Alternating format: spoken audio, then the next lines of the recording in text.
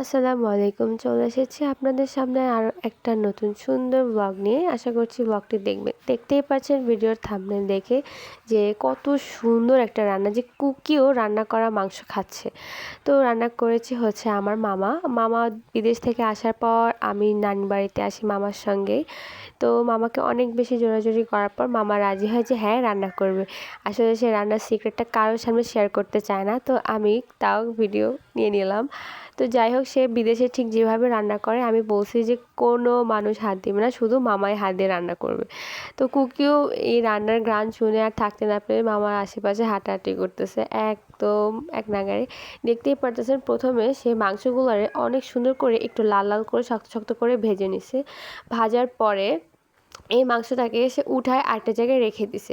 আমি যতটুকু দেখলাম, আমরা নর্মাল এভাবে রান্না করি না, বাট যেহেতু এটা এক্সপেন্সিভ, অনেক মজা হয়েছিল যেটা সত্যি কথা। এবং যেই আপনি মাংসর মশলাটা দেখতে পাচ্ছেন, মাংসর মশলাটা সে অনেকক্ষণ ধরে মানে কি বলবো, তেলের উপর অনেকক্ষণ নেড়ে চেড়ে এটাকে কষাইছে।